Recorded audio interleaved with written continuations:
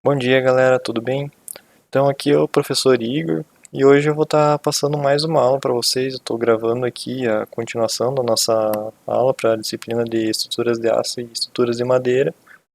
Então, hoje a gente vai dar continuidade ao dimensionamento das nossas estruturas. Então, o que que a gente vai ver hoje? Então, tendo em vista que na semana passada, na semana anterior, a gente viu o dimensionamento das barras de madeira submetidas a efeitos de tração. Então hoje a gente vai continuar com as barras de madeira, mas agora submetidas ao efeito de compressão. Então, basicamente, a- o cálculo vai ser igual, a comparação vai ser a mesma, mas o método de cálculo e as considerações que a gente tem que fazer, elas vão mudar um pouquinho. Então, antes de começar, eu só queria dizer que eu estou tentando adaptar ainda a melhor maneira de apresentar a aula para vocês. Eu espero que essa semana já esteja um pouquinho melhor do que semana passada. Se vocês puderem dar um feedback, como que está sendo, tudo mais também vai ajudando a melhorar cada vez mais, né? Então, é isso. Eu pretendo, talvez, se vocês gostarem, se vocês tiverem, se vocês gostarem da ideia, talvez fazer uma live, alguma coisa assim. Então, mas isso a gente vai vendo então no decorrer das semanas, como que vai acontecer, se a gente tem uma previsão que logo vai voltar e tudo mais. Então vamos lá. Então, é, como que vai funcionar a parte de o que que é uma compressão então nos nossos elementos? Compressão nada mais é do que a aplicação de duas forças, ou de uma força só, mas né, com, no sentido de apertar o nosso material. Então, por exemplo, numa viga, o efeito de compressão vai ser o efeito de aplicar uma tensão, a gente vai estar apertando a nossa viga. Isso pode ser tanto na direção longitudinal, como está aqui com as setinhas indicadas, ou também pode ser na direção normal, aqui na direção transversal, da mesma maneira, só que a gente acaba não trabalhando tanto com isso para madeira, porque a resistência da madeira para a compressão normal ela é muito inferior à compressão longitudinal, então a gente acaba não utilizando tanto essa conceituação. Então, onde que a gente vai encontrar, dentro das estruturas de madeira, onde que a gente vai conseguir encontrar, então, esse tipo de esforço? Ele vai estar basicamente em tudo, mas os principais pontos que a gente vai estar considerando são os pilares, as barras de treliça, a gente também tem quando a gente tem colunas isoladas, por exemplo, em pergolados, em galpões e tudo mais, também essas colunas elas vão estar submetidas a efeitos de compressão. Nas vigas, que geralmente a gente trabalha com um efeito um pouquinho diferente, a gente trabalha tanto com atração quanto com pressão, mas esse efeito também vai estar presente ali. E também nas peças de contraventamento. Contraventamento que eu falei para vocês, que a gente tem, por exemplo, a, a nossa peça ali, que vai ser um pórtico. Então, a coluna, a nossa viga e outra coluna. Então, para manter isso aqui fixo, a gente vai fazer o contraventamento, que vai ligar basicamente a coluna com a viga, né, com uma inclinação, e vai manter a nossa peça um pouco mais rígida. Então, para isso que serve um pouco o contraventamento, que a gente já viu nas aulas anteriores. Então, como que vai funcionar? Por exemplo, aqui está um exemplo de um pilar de madeira. Peço desculpa pelo barulho, que aqui não tem muito como evitar, mas... Então, um pilar. A gente também tem as nossas barras de treliça. Aqui, por exemplo, vocês podem ver, esse é um elemento que vai estar sendo comprimido. Não só esse aqui também vai ser um elemento que principalmente vai estar comprimido. Aqui a gente pode estar tendo um efeito de tração. Colunas isoladas e vigas também podem estar sofrendo esse efeito. E também no contraventamento. Aqui a gente pode ver as peças de contraventamento que estão fazendo basicamente a segurança do restante da estrutura de madeira que a gente vai estar utilizando. Então, como que vai funcionar dentro do conceito da nossa compressão? Qual que vai ser o posicionamento das cargas? Então a gente vai ter as cargas que são centradas axialmente. O que quer dizer isso? Elas estão posicionadas ao efeito da nossa carga, ele está exatamente sobre o centro da nossa peça. Então se eu tenho uma peça quadrada, como nesse caso aqui, eu estou dizendo que o efeito de minha carga está posicionado exatamente no centro da minha peça, então não vou ter esforço lateral nem alguma coisa semelhante. Diferente, por exemplo, das cargas que estão axialmente descentralizadas. Por quê? O que vai acontecer nessa situação? Quando eu tenho a carga descentralizada, por exemplo, a aplicação da carga está acontecendo nessa peça, nessa parte da peça, vai gerar então um momento sobre o meu pilar. Por que vai acontecer isso? Porque eu vou estar gerando um esforço lateral além do esforço vertical que eu vou estar exercendo sobre o meu pilar, no caso. Então isso vai gerar um momento flutor, e esse momento flutor vai ter que ser considerado na hora de cálculo. Uma outra situação que pode estar acontecendo, que vai gerar um efeito muito semelhante, é a ação de forças com posicionamento horizontal.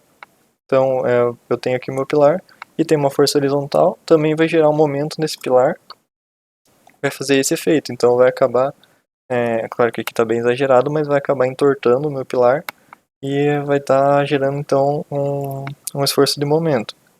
Então aqui são as cargas laterais, e aqui são as cargas locadas. Então aqui, diferente, por exemplo, do que acontece com as cargas axialmente centradas, a gente vai ter só a compressão simples, não vai ter esforço de momento flutor nem nada.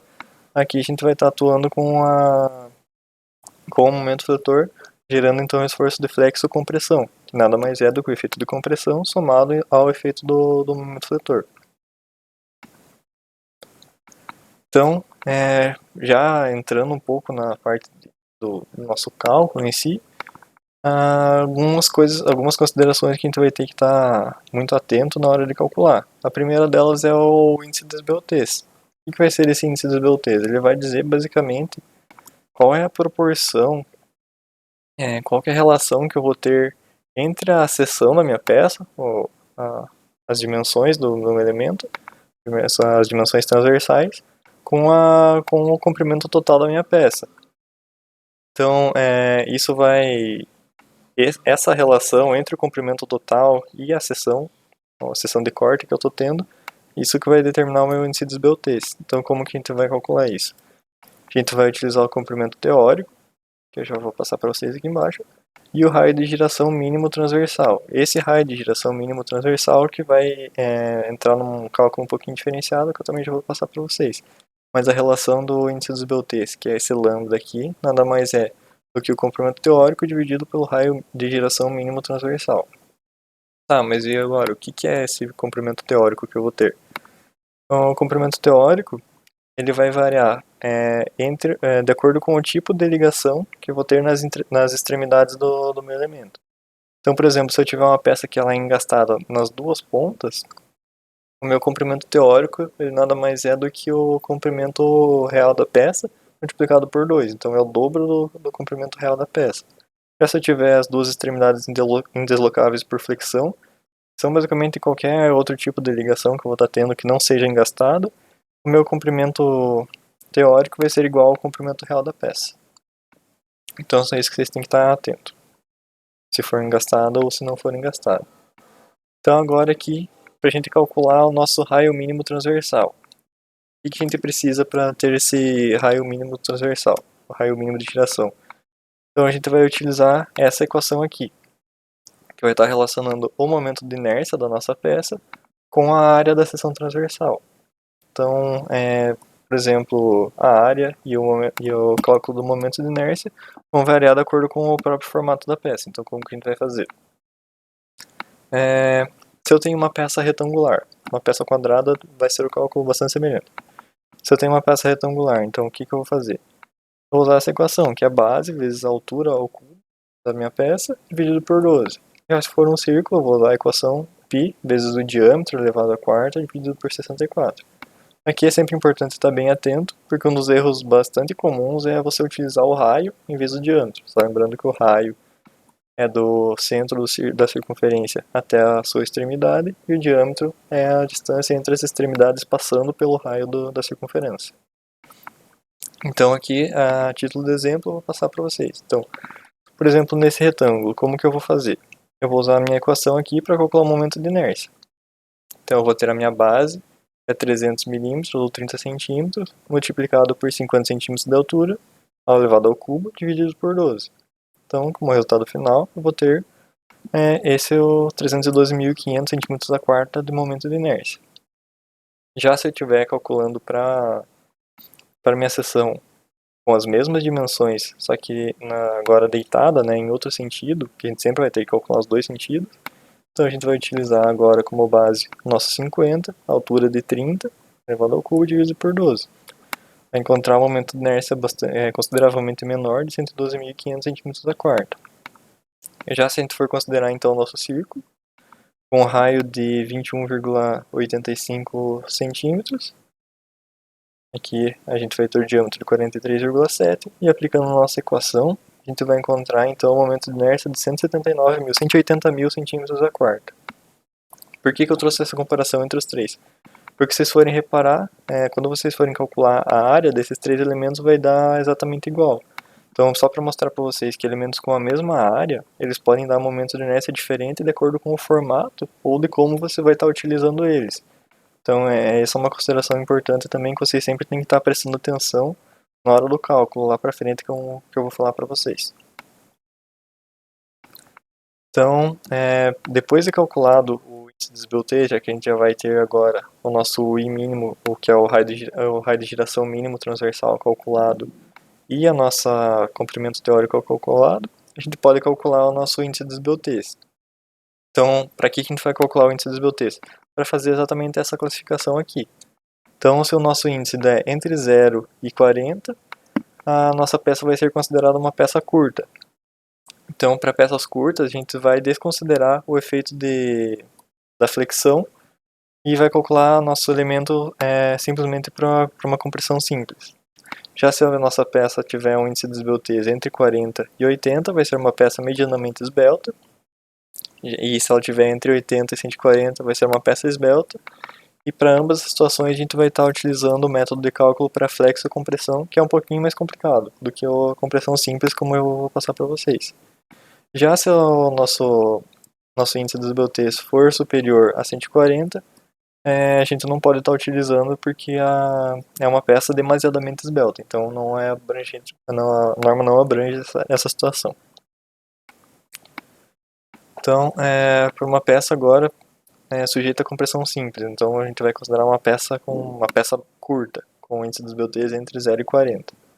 E que a gente vai ter? Essa comparação, na verdade, ela vai valer para todos os casos, mas para uma compressão simples é o que a gente vai estar se baseando. É a única situação que a gente vai estar se baseando. Então a gente vai ter a nossa tensão de cálculo do esforço atuante, nosso sigma CD, nada mais é do que o valor de cálculo do esforço de compressão dividido pela área da seção. Então uma tensão nada mais é do que o valor da força dividido pela nossa área. E isso aqui tem que ser maior do que a tensão resistente da nossa madeira, que é o valor que a gente calculou, acho que foi na nossa segunda aula, então lá que a gente aprendeu a calcular o valor da resistência da nossa peça de madeira para compressão no sentido longitudinal, a 0 graus, que é o que está indicando aqui. Então a direção paralela às fibras. Já se a gente estiver trabalhando com peças sujeitas aos esforços de flexo, compressão, que vão ser as medianamente esbeltas e as esbeltas, a gente já vai estar entrando nessas equações aqui. Então, qual que é a principal diferença? Então, como vocês podem ver, para uma peça compressão simples, a gente só vai fazer essa comparação aqui. Já para uma peça de flexo compressão, são essas comparações. E o que a gente vai estar utilizando? A gente ainda vai estar utilizando a tensão normal de cálculo, que é um outro valor que a gente vai estar calculando. A gente vai estar utilizando a tensão máxima devido à flexão na direção X, também na direção Y. E a gente vai estar utilizando a resistência da madeira também. Esse Km é um coeficiente de correção. Ele só vai variar quando a gente estiver utilizando peças retangulares, e sendo que para peças retangulares, então, a gente vai estar adotando o valor de 0,5, e para outras peças de qualquer outro formato, seja formato circular, formato em T, a gente vai estar utilizando o valor de 1, então não vai fazer diferença. Então, como que a gente vai utilizar essas equações? A gente vai encontrar todos esses valores aqui, que eu já vou explicando para vocês como que faz, e vai somar eles, e a gente vai encontrar o valor que é o mais próximo de 1. E esse vai ser o nosso valor limite. Se der abaixo de 1, quando a gente aplicar todos esses valores em ambas as equações, a gente sempre vai utilizar as duas. Se a gente utilizar ambos os valores e nessa situação a gente encontrou ainda os dois valores menores do que 1, isso quer dizer que a nossa peça está resistindo ao esforço. Já se o valor encontrado for maior do que 1, quer dizer que a nossa peça não está resistindo ao esforço, então a gente não pode estar utilizando ela. Então agora vamos lá. Vamos calcular primeiro, mostrar para vocês como que a gente vai calcular então a nossa tensão do momento. O cálculo para a tensão no momento ele é igual tanto para a direção x quanto para a direção y, só que a gente sempre vai ter que fazer para as duas direções. Então como que vai funcionar isso? O nosso cálculo para tensão no momento, ele nada mais é do que o momento na direção estudada, então se eu estou estudando na direção x, vai ser o momento na direção x, senão vai ser na direção y, dividido pelo módulo da resistência plástica, o módulo de resistência plástica. Então, o que é esse módulo de resistência plástica? Ele é uma relação entre o momento de inércia da seção referente ao eixo central, dividido pela distância do centro de gravidade até a fibra mais comprimida. Então, um pouquinho mais com calma aqui para a gente entender bem. Então, o momento de inércia da seção referente ao eixo central. Por que eu estou falando isso? Se vocês forem pensar, essa peça aqui eu posso estar utilizando ela tanto nessa direção, no formato dt, ou eu posso estar usando ela deitada. Isso vai fazer diferença no meu eixo x e y. Mas então aqui considerando a peça desse jeito. Então eu tenho aqui o meu plano, beleza? Eu tenho que calcular o momento de inércia. Então eu vou calcular o momento de inércia nessa situação aqui, com a peça de pé, formato dt. Beleza, eu calculei meu momento de inércia. Agora eu preciso só calcular a minha distância do centro de gravidade até a fibra mais comprimida. Qual que é a distância do centro de gravidade? Para essa situação aqui, como é um T, vocês teriam que usar toda aquela relação que vocês aprenderam em mecânica dos sólidos, ou resistência dos materiais. Então, vocês encontrariam aqui o centro de gravidade e encontrariam a distância dele até a parte superior, que é a parte da fibra mais comprimida. Por que isso? Porque sempre na parte superior eu vou ter compressão e na parte inferior eu vou estar tendo a atração. É só vocês imaginarem então o esforço em cima de uma viga, ela vai fazer uma barriga para baixo, e nessa barriga para baixo vocês podem imaginar as fibras que estão tentando separar, e aqui em cima está sendo apertado, porque eu estou fazendo uma barriga. Então sempre na parte superior vai estar compressão e na parte inferior a parte de tração. Então vocês vão estar utilizando essa equação aqui. Então beleza. Então aqui só um exemplo de cálculo para vocês de como que a gente vai estar atuando, por exemplo, numa seção retangular, que é a parte mais comum, dificilmente em uma seção de madeira você vai estar utilizando uma viga em T. Então aqui como que vai funcionar então? Primeiro passo para a gente calcular a nossa módulo de resistência plástica vai ser encontrar o momento de inércia. Como eu tenho aqui uma seção retangular, então eu vou utilizar a equação do momento de inércia para uma seção retangular. Eu vou utilizar a base, que é 6, multiplicando pela altura de 30 centímetros elevado ao cubo, dividido por 12. É só basicamente aplicar na nossa equação. Vou encontrar então o valor de 13.500. Beleza, eu tenho o primeiro item aqui para encontrar a minha resistência plástica. Agora eu só preciso encontrar a distância do centro de gravidade até a fibra mais comprimida. Uma seção retangular, eu sempre vou pegar o meu centro de gravidade, basicamente, ele sempre vai estar exatamente no meio da minha peça. Então o que eu preciso encontrar é a distância do meio da peça até a parte superior. Como aqui o meio da peça vai dar em 15 centímetros, a minha distância do centro de gravidade até a fibra mais comprimida vai ser também de 15 centímetros. Então meu YC1 vai ser de 15 centímetros. Então aplicando nessa equação aqui, eu vou ter agora o valor de 13.500 divididos por 15, encontrar o valor de 900 centímetros ao cubo. Então esse vai ser o módulo da resistência plástica para essa situação. Se eu estivesse trabalhando com a peça deitada, já seria o cálculo diferente, porque estaria mudando tanto o momento de inércia quanto a distância da fibra mais comprimida. Então sempre presta atenção no sentido que você está trabalhando. Para a gente estudar agora, então como que é calculado o nosso MD, propriamente dito, que vai ser o nosso momento, que vai ser aplicado na equação. a gente vai estar utilizando essa equação aqui. Então, vocês podem estar prestando atenção que tudo que a gente vai calculando, a gente vai entrando em mais fórmulas e mais fórmulas. Então, por isso que no final da aula, vocês vão ver que eu resolvi um exercício, e ele é basicamente um passo a passo, que vocês podem estar sempre seguindo. Eu vou passar exercícios para vocês, e vocês podem seguir, então, aquela mesma sequência. Então, como que vai estar funcionando? Então, o que a gente vai precisar para fazer esse cálculo? Nosso ND. Nosso ND vai ser nada mais do que o esforço de compressão paralelo às fibras. Que a gente vai encontrar também um pouquinho mais pra frente. A gente vai ter também a nossa excentricidade acidental, que vai ser o EA, que a gente vai encontrar a partir dessa equação aqui. Vai ser a divisão do nosso comprimento teórico dividido por 300. Sempre lembrando que esse valor tem que ser maior ou igual à altura da nossa peça divididos por 30. É uma consideração da norma isso aí. Então sempre tem que estar atento, mas o valor que a gente vai adotar é o comprimento da peça dividido por 300. Isso sempre em centímetros, portanto lembrar também. A nossa excentricidade inicial da nossa peça, o nosso EI. Então ele vai ser basicamente a relação entre o momento flutor calculado da nossa peça e o esforço de compressão paralelo às fibras também calculado. E o nosso FE, que vai ser dado por essa equação aqui, onde a gente vai estar utilizando então o módulo de elasticidade longitudinal da madeira, o nosso módulo já, o eficiente, que é o que a gente vai pegar na tabela e multiplicar pelo nosso CAMOD. Então, esse valor aqui, o EC0M, é o valor da nossa tabela. Como a gente viu lá nas primeiras aulas, na segunda aula, a gente vai encontrar na NBR uma tabela que vai dar todas as características das madeiras. Então lá, esse vai ser um dos fatores que vai estar disponível para a gente, como eu falei para vocês.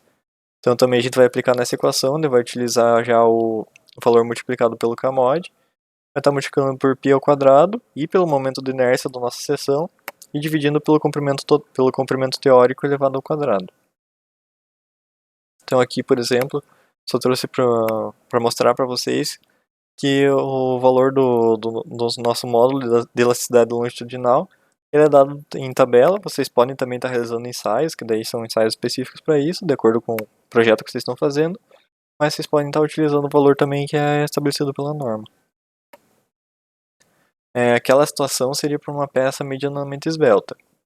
É situação diferente porque para peças curtas a gente não calcula essa parte de momento. Então, agora para peças que são 100% esbeltas, que já ultrapassou o medianamente esbelto, vai entrar a parte de cálculo que é mais complicado. Geralmente a gente evita até trabalhar com peças que são peças esbeltas, propriamente ditas, exatamente porque são muitas considerações de cálculo que a gente tem que estar fazendo, e também são vários fatores que a gente vai agregando que podem ocorrer em até erros de cálculo ou mesmo deformações que a gente não consegue prever e tudo mais. Então o ideal é que a gente tente manter pelo menos nas peças medianamente esbeltas. Mas como que a gente vai trabalhar então com as peças esbeltas em si? A equação para o nosso momento vai ser bastante parecida, só que a gente vai estar utilizando aqui a nossa excentricidade de carga, vai estar adicionando esse item a mais para nossa variação. Além disso também, o cálculo da excentricidade inicial ele vai modificar um pouquinho. Por que ele vai modificar? Porque agora a gente vai estar considerando tanto o momento das cargas permanentes, vocês podem identificar o Gzinho aqui que vai estar representando as cargas permanentes, quanto das cargas variáveis, que vai estar sendo representado por esse Qzinho aqui. Então, além disso, para calcular para a nossa equação aqui, vocês podem reparar que a gente vai ter a excentricidade da relativa às cargas. Então, como vai funcionar? A excentricidade para as cargas vai funcionar a partir dessa equaçãozinha aqui, que é uma equação bastante simples, como vocês podem ver. Brincadeira, é uma equação bem complexa, na verdade. É um dos motivos que a gente vai estar evitando utilizar. Mas então, como que ela vai funcionar? Vamos devagarzinho aqui ver como que ela vai funcionar.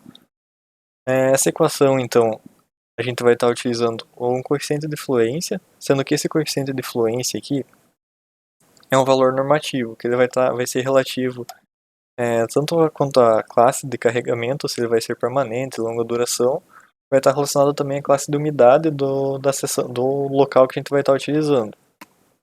Então é um valor bem tranquilo de obter, porque ele é obtido a partir de uma tabela. Entrando então nas outras partes. O nosso EA, que é a excentricidade acidental, ela vai continuar sendo dada pela mesma equação, o nosso comprimento teórico dividido por 300.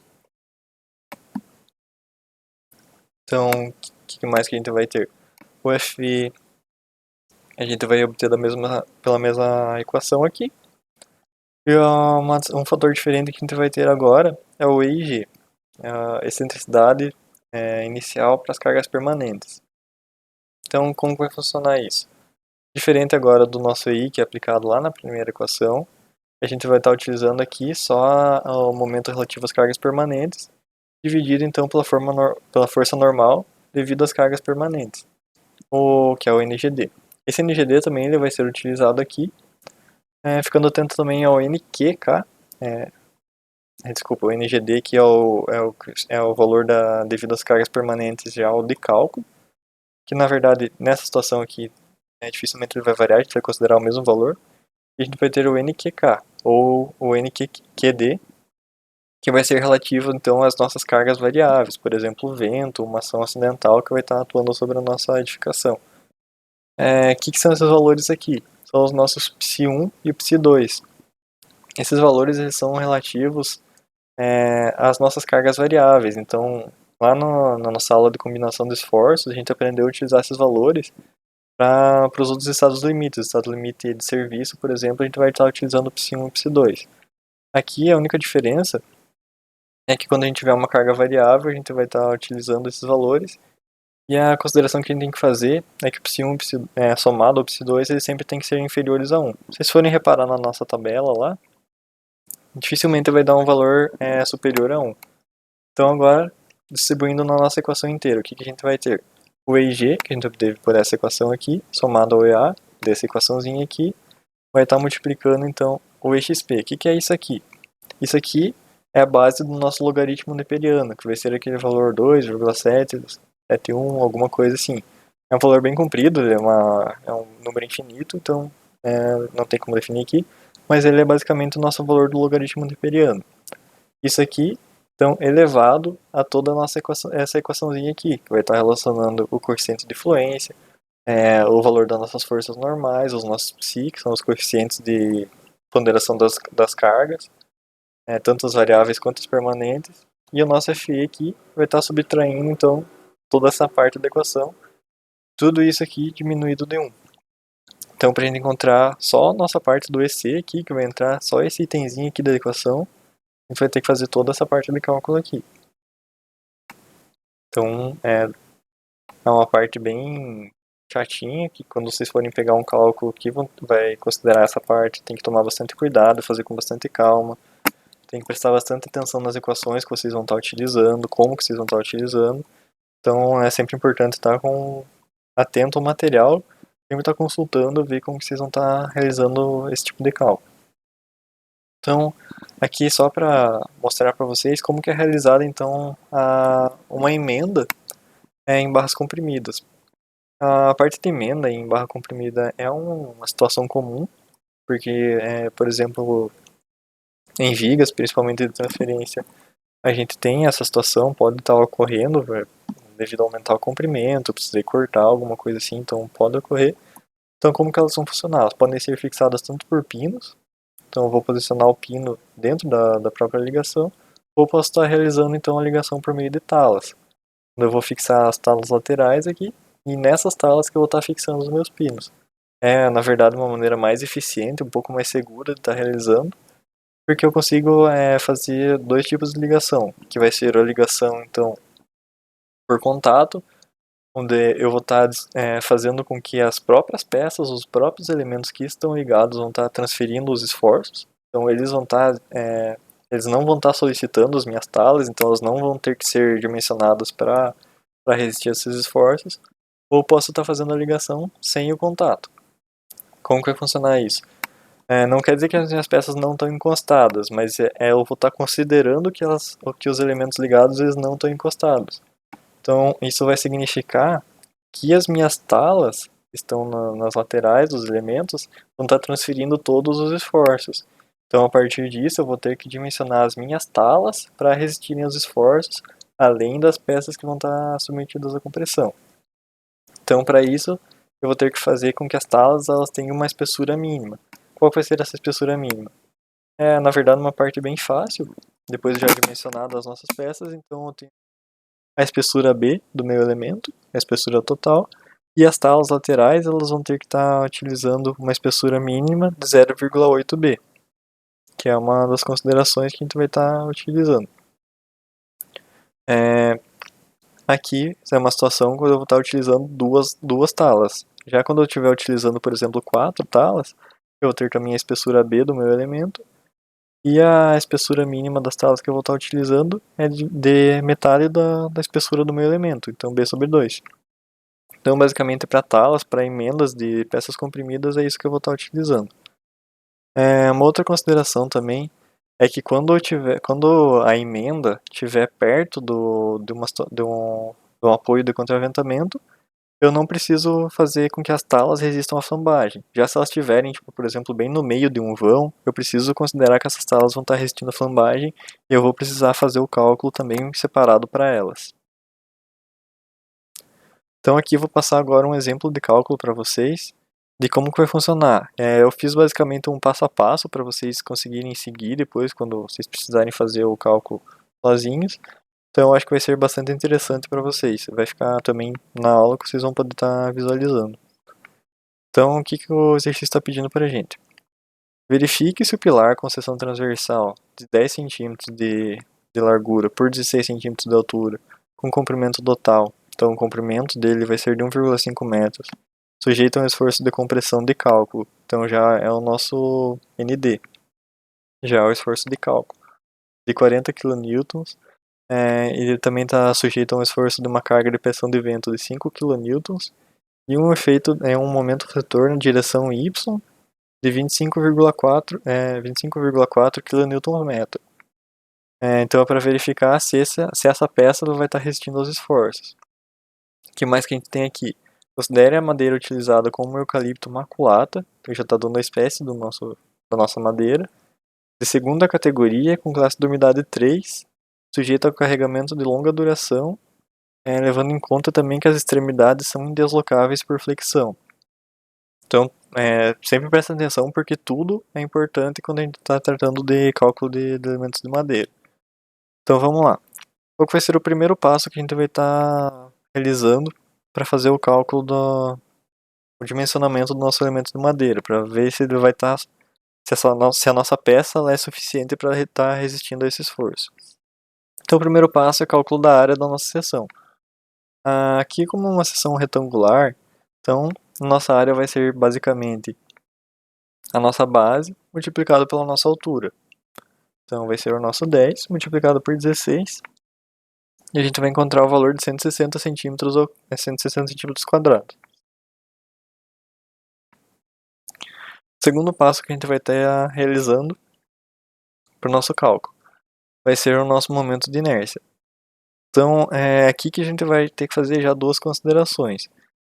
Para a gente calcular o momento de inércia, a gente vai ter que levar em conta a peça tanto na direção com a base em X, quanto com a base em Y. Então, vai ser a nossa peça desse jeitinho que está desenhada, e a nossa peça tombada. Então, ela deitadinha aqui, onde o 16 vai ser a nossa base.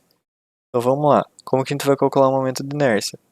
A gente vai utilizar a equação para o momento de inércia de uma seção retangular, que vai ser a base vezes a altura ao cubo dividido por 12, como a gente acabou de ver. Então, aplicando aqui. Nesse caso, com a base em X. Nossa base vai ser 10, a altura 16, então vamos aplicar aqui na fórmula, dividido por 12.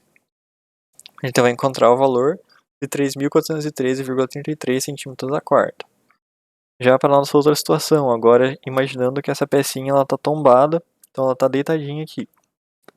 A gente vai utilizar a mesma equação, porque a nossa peça continua a mesma, ela só está numa situação diferente. Só que agora a nossa base vai ser 16 e a nossa altura vai ser 10.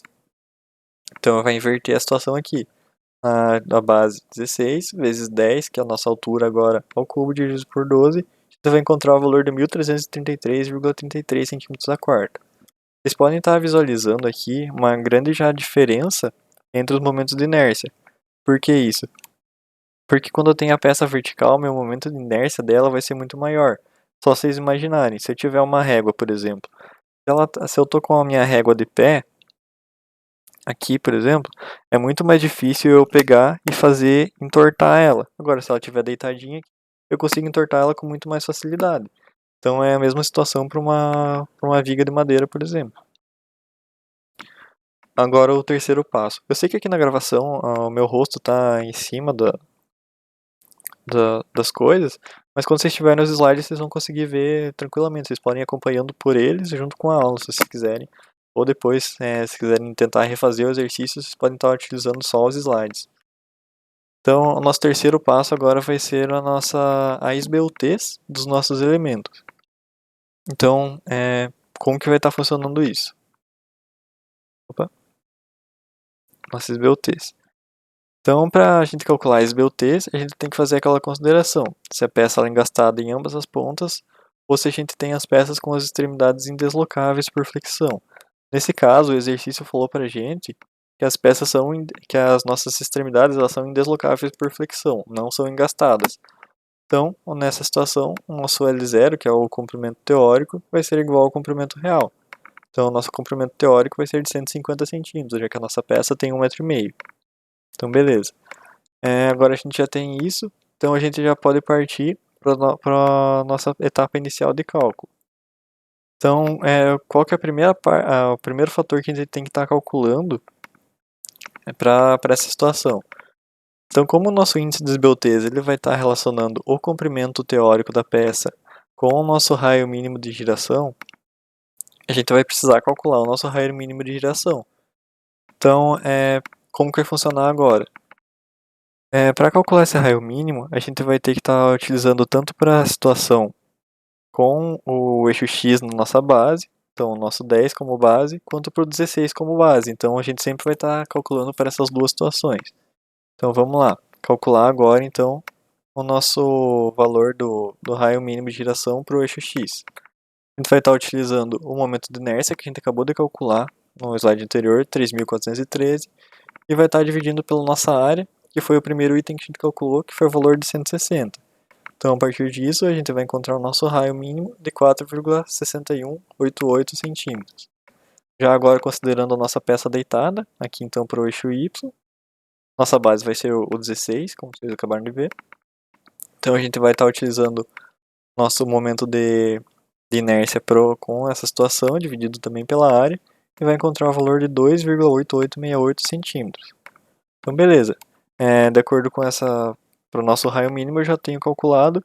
Agora a gente pode calcular então o nosso índice de esbeltez para ambas as situações, tanto em pé quanto em deitado. Então agora a gente vai utilizar nosso comprimento teórico, dividir pelo nosso raio de giração mínimo, que é 4,61 para essa situação do eixo X, e vai encontrar o valor de esbeltez para a nossa peça em pé de 32,48. Já calculando agora para a nossa peça deitada, a gente vai utilizar o valor da L0, que é o mesmo, 150 centímetros, dividido por 2,88, que é o valor que a gente encontrou aqui. Então a gente vai encontrar um índice de esbeltez de 51,96. Então aqui vocês podem estar verificando que lá nos nossos limites, que vão do 0 a 40, de 40 a 80, de 80 a 140, que essa classificação com a nossa peça em pé, por exemplo, a gente vai estar com a situação da nossa peça ser considerada uma peça curta, porque ela é um valor menor que 40. Então quando a gente está utilizando a nossa viga em pé, nessa situação aqui, a gente pode estar considerando ela como uma peça curta. Já quando ela é deitada, como eu mostrei para vocês, se vocês imaginarem uma régua, ela vai flambar muito mais fácil, ela vai entortar muito mais fácil.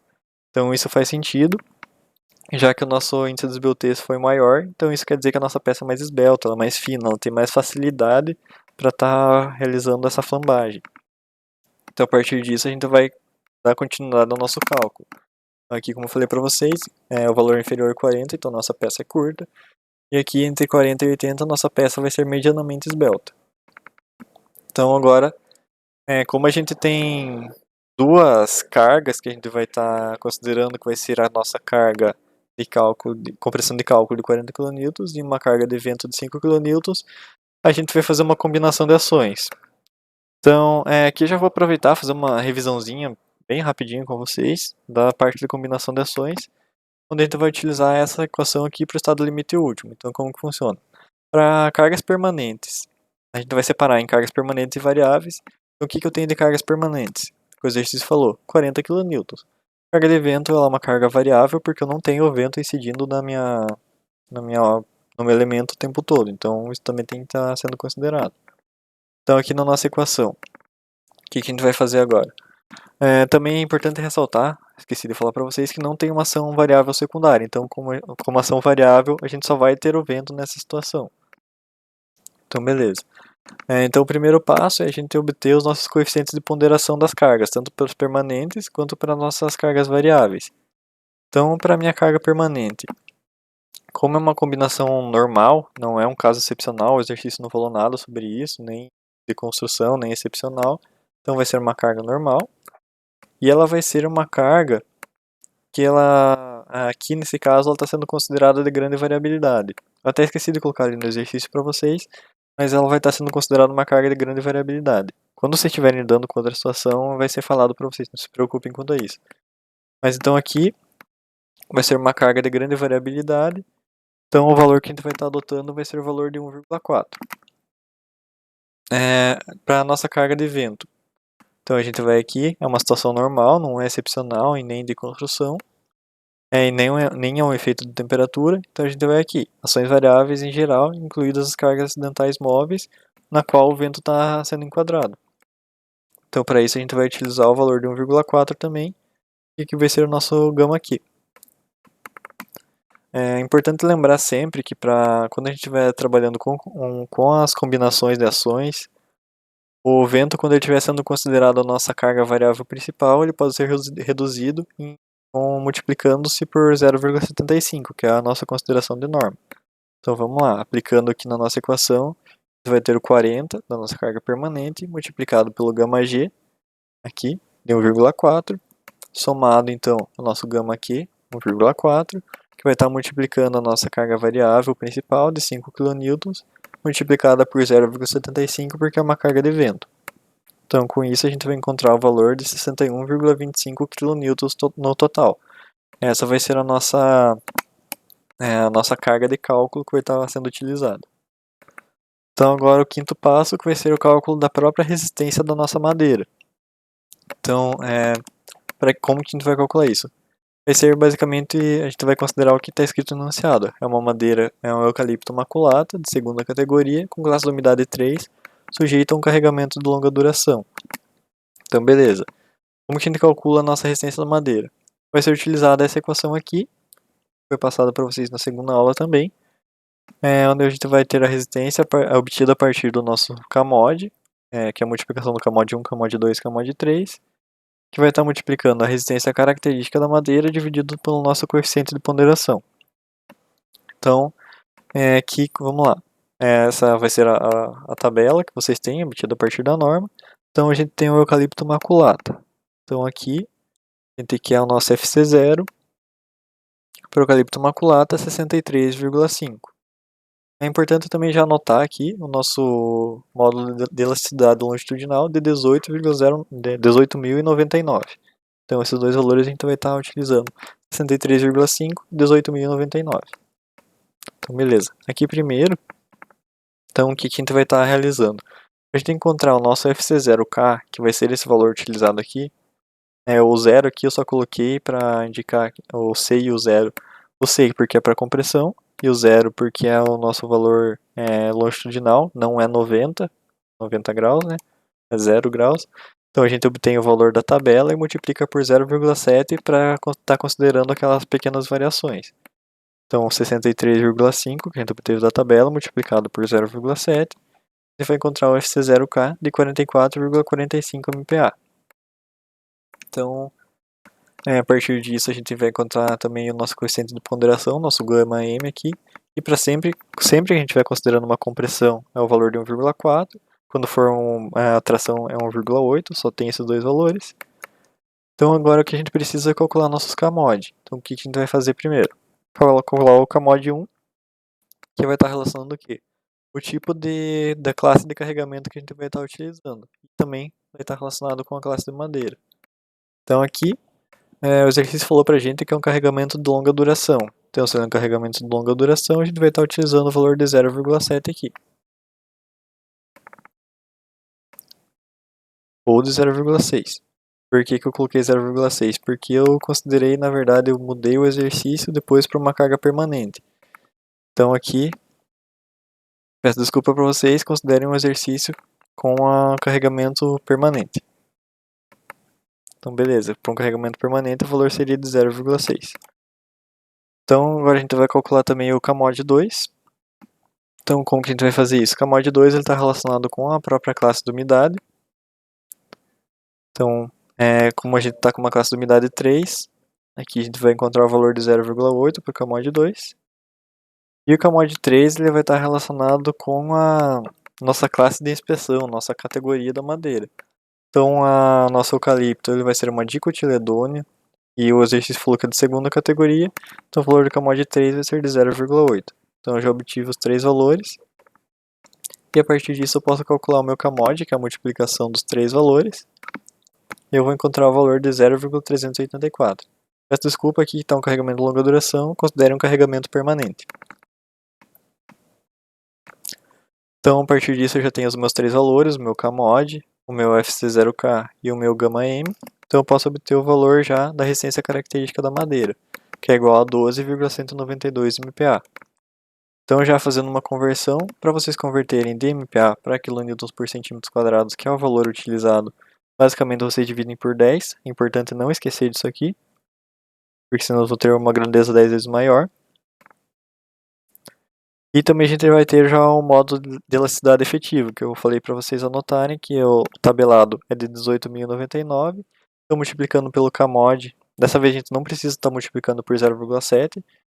Então, para o nosso valor efetivo do modo de elasticidade, multiplicando o CAMOD 0,384 por 18.099, a gente obtém o valor de 6.950 MPa de modo de elasticidade. Então, o nosso último passo agora vai ser o cálculo das tensões atuantes.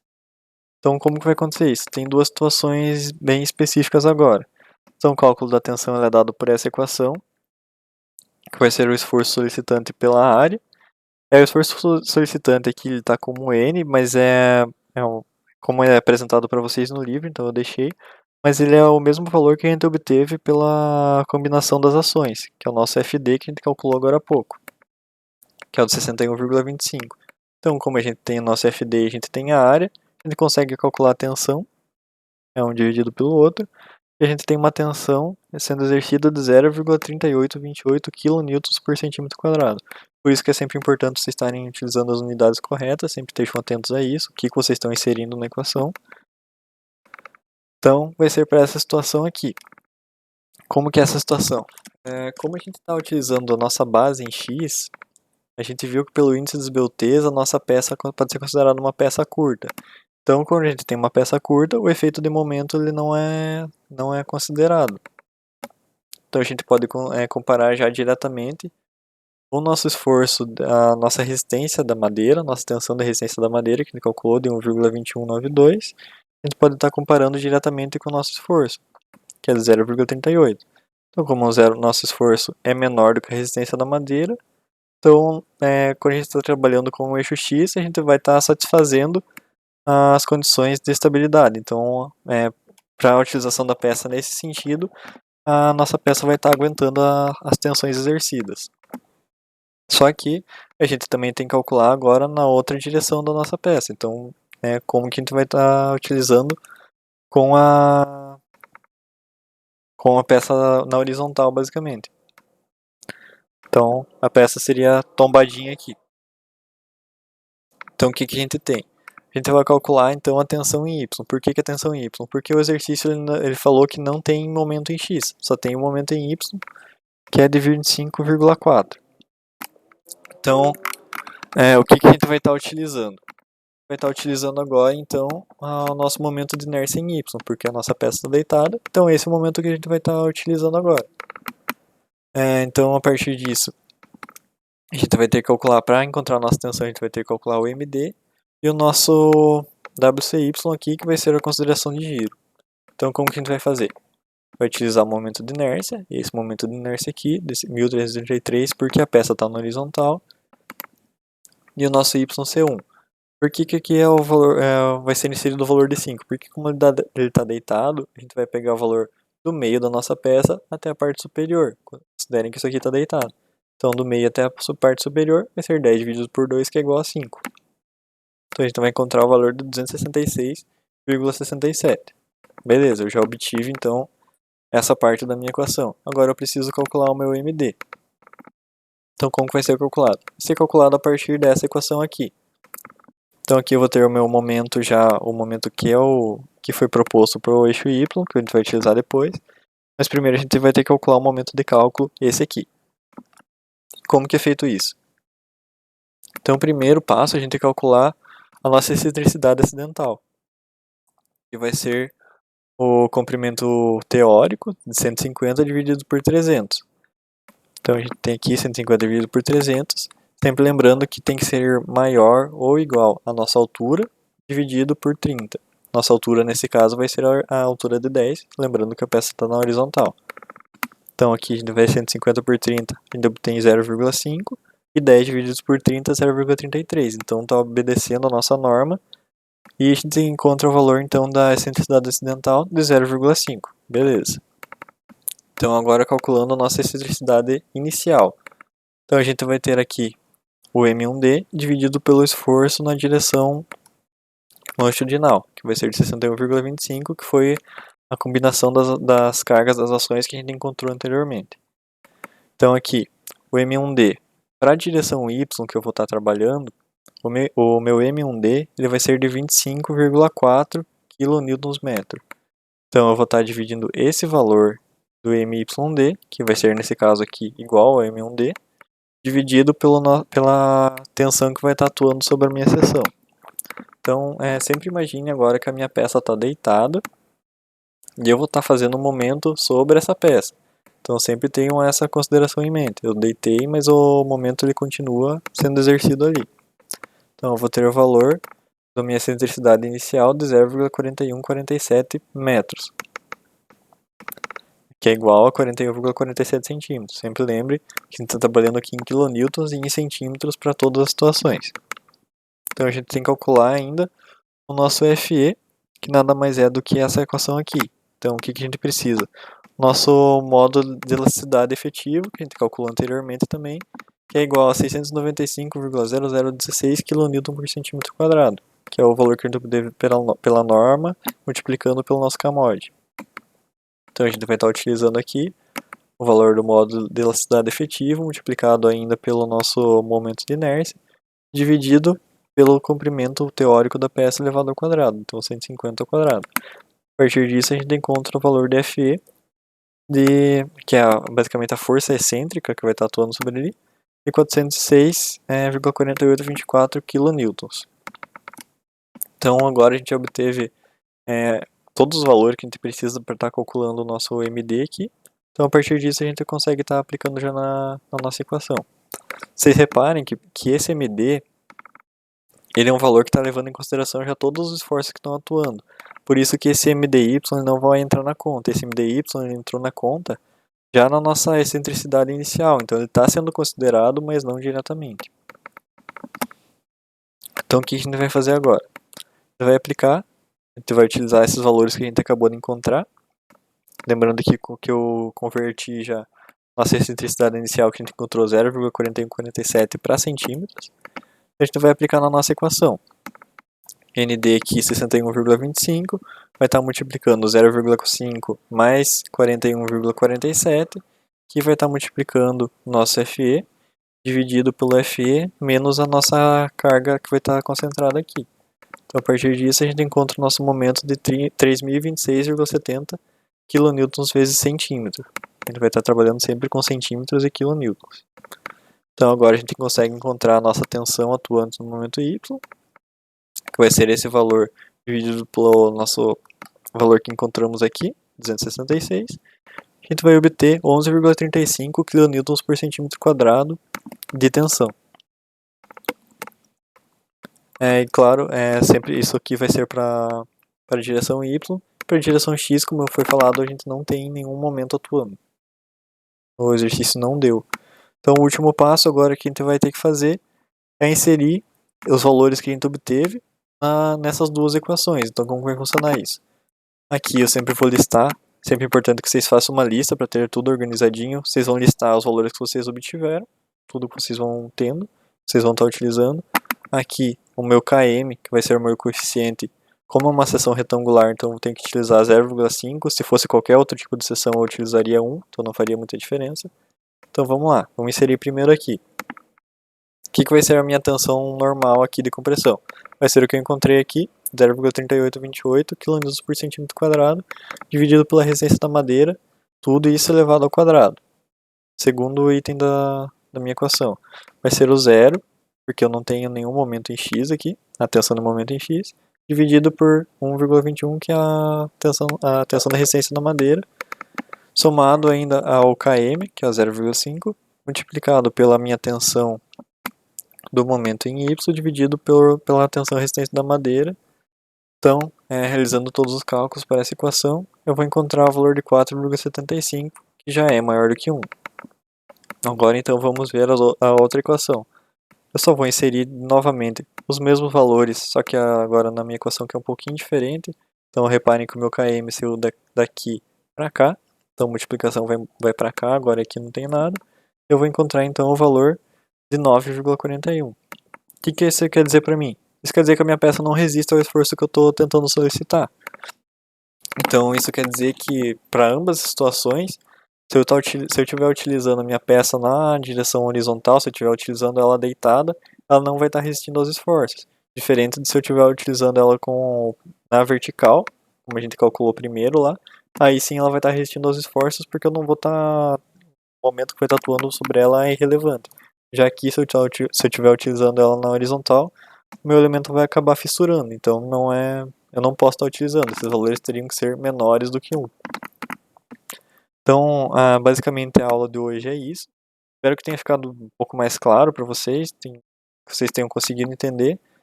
Eu vou passar um exercício para vocês, valendo uma notinha, mas é mais para vocês treinarem. É um exercício basicamente igual a esse aqui, eu só vou mudar uns valores. E eu quero que vocês façam tentando repetir o que foi feito no exercício que eu fiz com vocês. Por quê? Porque assim vocês conseguem ir treinando um pouquinho e vocês conseguem desenvolver. Claro, vocês podem copiar o que está no slide, fazer o mesmo procedimento exatamente para isso que eu fiz para vocês terem uma sequência de cálculos que vocês podem estar atuando, mas vão prestando atenção, ver o porquê que eu estou utilizando assim, porquê que eu estou utilizando assado.